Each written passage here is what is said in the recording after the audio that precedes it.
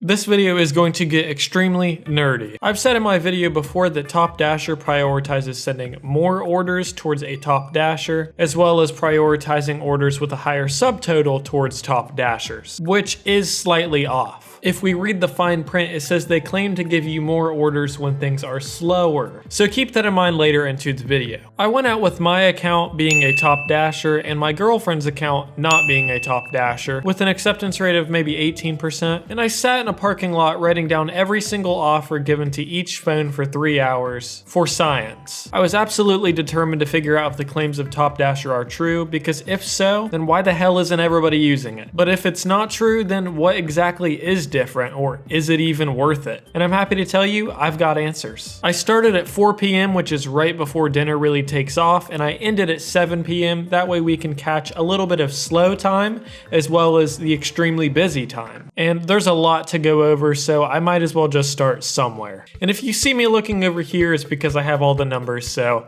it's just too much to remember. So let's answer the first question, right? Do I get more orders being a Top Dasher? And do I get first pick on orders when it's slower? And to answer this, yes. For the most part. I made a chart explaining this in the simplest way I know how. Obviously, a lot of orders that show up on one phone are going to go right to the other as soon as I decline it. So I made a list of all the orders that we both received on our phones. Out of all the orders that we both received, it ended up being 42, 29 of which went to my phone first, and 13 of which went to Kayla's phone first. This means that the majority of the orders that were sent to both of our devices did send to the Top Dasher's device first. Not all of them, but the majority. Now remember that the claim is that it will break the tie in the Top Dasher's favor when it's slow, not just all the time, which again it comes out to be true, because from 4 o'clock until 5 o'clock, right before dinner shift hit, where it was a little bit slower, that's when the majority of the orders that were coming in were coming to the Top Dasher's phone first. Then when it hit about 5 o'clock until 6 o'clock, it was about 50-50. It didn't seem like it really mattered at all, as there was probably so many orders that it didn't really matter.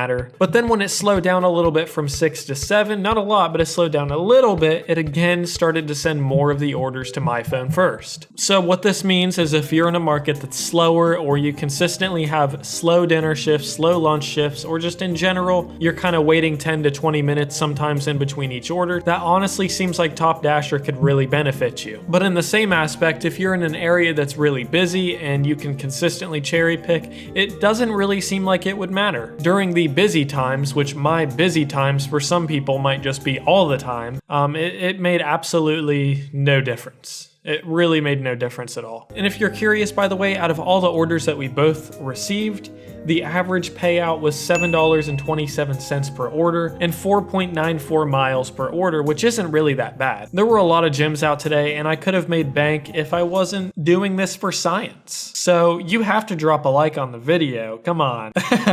Okay, all right. Now, if we go on to their very next claim, it says that you will receive more orders having a subtotal of $30 or more, which obviously can result in you having bigger tips. And in my opinion, this is kind of bullshit. If anything, Kayla actually had higher quality orders than I did. So obviously I had to make a list of the orders that only my phone received as the Top Dasher and only Kayla's phone received as the low acceptance rate. So if we look at my list, it's just, some of these orders are just not very good. I mean, like Gold Star, $12 for 9.4 miles, Taco Bell, $3.25 for 3.1 miles. Like, these are dog shit, dude. These are seriously dog shit. This was interesting. I got a 5-stack Walmart for $37.75 for 24 miles. But it was one of those Walmart orders where they can tip after. I don't know if that really would have been worth it, but I just thought that was weird. And we had this Chipotle that was decent. It was actually 10 items for 1.6 miles. Obviously Chipotle isn't cheap, so that would have been a lot more because it says $6.25. That was the only order in which I was like, okay, this is definitely a very high subtotal. Maybe that's why it sent it to me, but I don't think so, because Kayla had better orders than I did. Not only did she have better orders, but she actually received more orders than I did.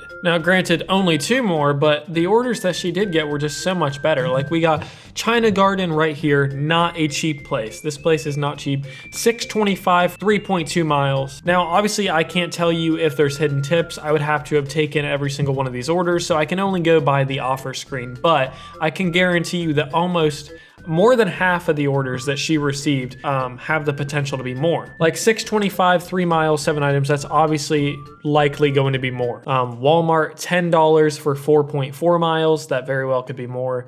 KFC, $6.25, 3 miles. Penn Station, $6.25, 3 miles. These, like $6.25 for a short distance is the golden number. And if we just go through here, $15.75 for 9 miles. Some of these orders are just crazy.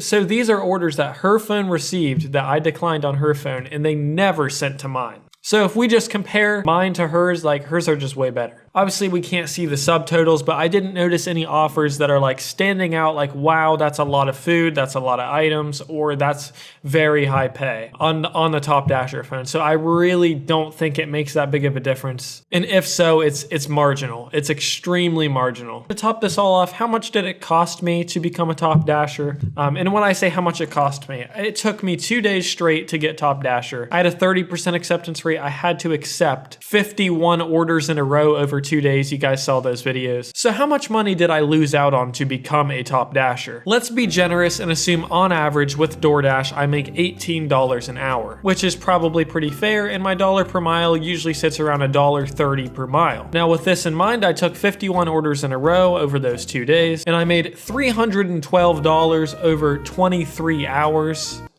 So bad. Holy shit. Making my hourly $13.56 an hour. So that means I lost $4.44 per hour that I worked. If you multiply that by the 23 hours, it means I lost $102.12. But that's not it, because you have to think of all the miles I drove. So for the $312, I drove 356 miles. This means that I drove an additional 116 miles that I normally wouldn't, costing me $66.12, meaning becoming a Top Dasher cost me an additional $168.24. That's the price I had to pay to get Top Dasher. Now here's my hot take. If you live in a market like mine, it's worth it. If you live in an area that is very slow, there's a lot of space in between each orders, and it's extremely hard for you to catch a schedule, because I understand that sometimes it's just gray in my area all the time. And obviously that's something I didn't mention, but obviously with Top Dasher, you get to dash whenever you want to. So for slow areas like mine,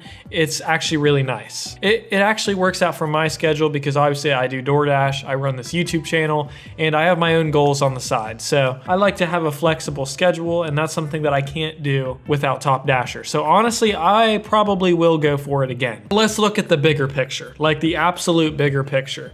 If I would have actually went dashing, all these offers are sent to me, and if Kayla would have actually went dashing, with all the offers that were sent to her, I don't think there would have been a single penny in difference between how much we made. I honestly don't think it would have benefited me at all. So yeah, if you live in like California, you live in New York, you live in fucking somewhere where it's busy, I wouldn't even bother. Because you're gonna be able to dash whenever you want to anyways, and it doesn't send you better orders, it sends you orders first. So it could be $2.25, which surprisingly, by the way, out of all the 60 some orders I declined, there was only one order of $2.25. It could send you that, or it could send you something really good. You just have first pick. So if there's enough volume for you to already be cherry picking, I don't know. I don't think it's worth it. Let me know what you guys think, but yeah, if I was informative and helped you guys at all, make sure to drop a like. If you're new, subscribe. Most of the people who watch my videos are not subscribed, so if you could drop a subscription, if I can not fucking stutter, then I would appreciate that. But yeah, I'll see you guys next time.